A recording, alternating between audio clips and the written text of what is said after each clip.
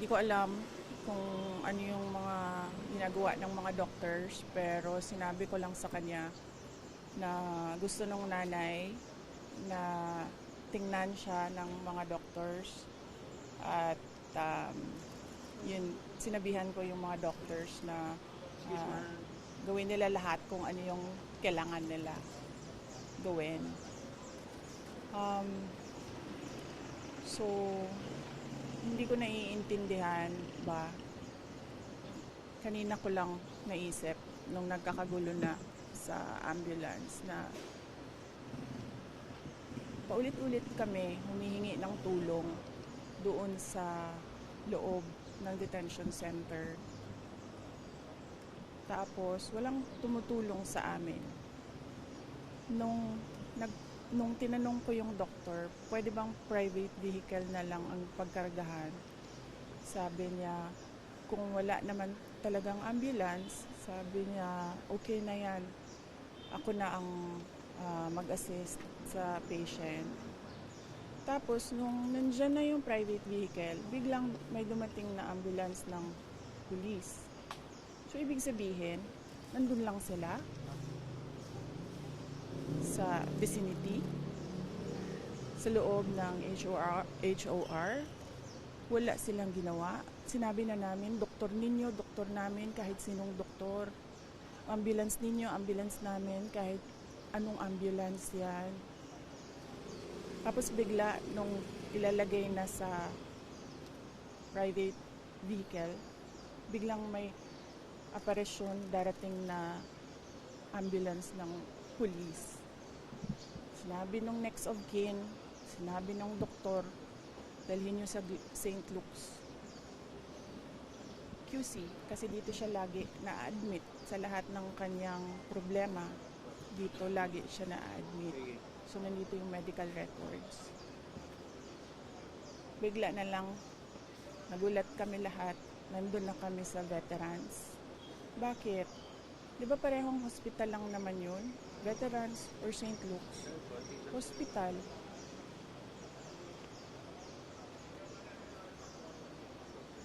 Tapos kanina, ayaw na naman nila tumulong. Naghahanap kami ng ambulance. Wala na namang ambulance. So sabi ko, magbayad na lang tayo ng ambulance. Kausapin natin ng St. Luke's kung anong pwedeng gawin. Nung dumating na yung ambulance ng St. Luke's, biglang meron na namang dumating na ambulance ng police. Tapos, nung nakita ko, nilagay nila na naman doon sa ambulance nila yung pasyente. Tapos, sasarahan ako ng pinto sa mukha ko. Hindi ko alam paano niya gagawin yon. Isasara mo yung pinto na may tao doon. Paano mo masasara yung pinto? Paano tatakbo itong ambulance na ito? Masyadong sinungaling at scheming yung mga pulis ba? Na ganyan yung ginagawa nila sa pasyente. Sila yung nagsasabi kung anong gagawin yun sa pasyente. So sabi ko, doktor ang mag-decide kung anong gagawin sa pasyente. Kasi hindi naman makakatakbo yung pasyente. She's hysterical. She's in pain. She is nauseous.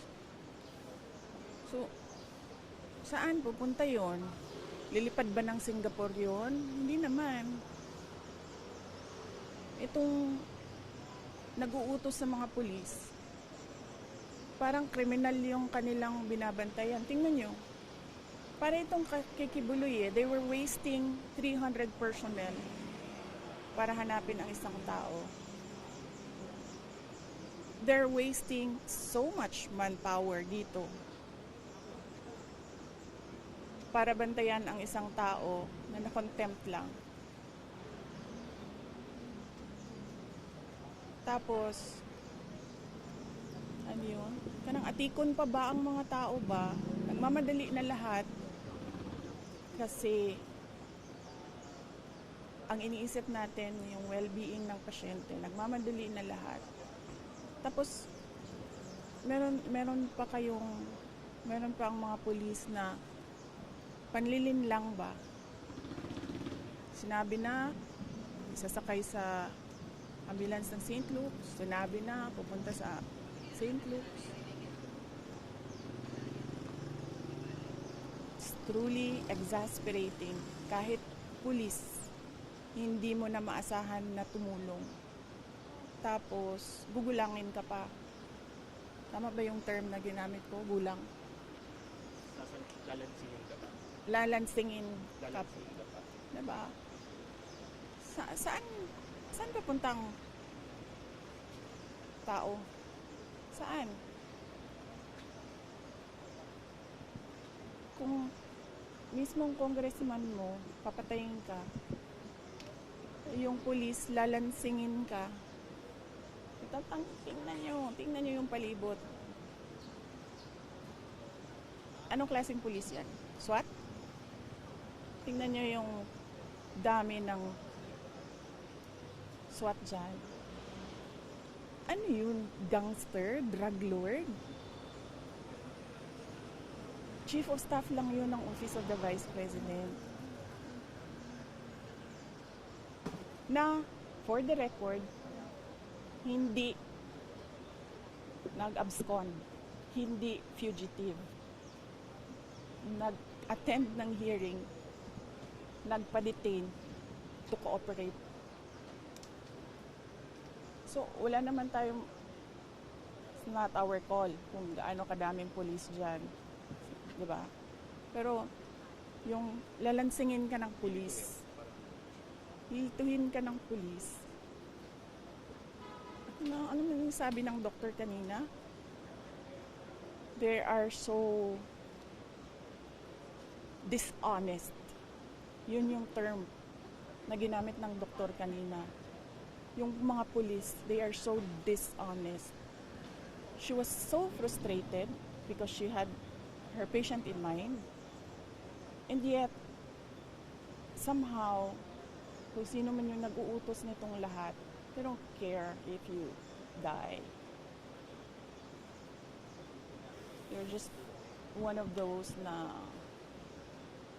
awan ko na, hindi ko na alam. There's no, you cannot talk to her, but I understand, meron siyang mga questions na sinagot ng, merong mga questions sa doctor na sinagot niya.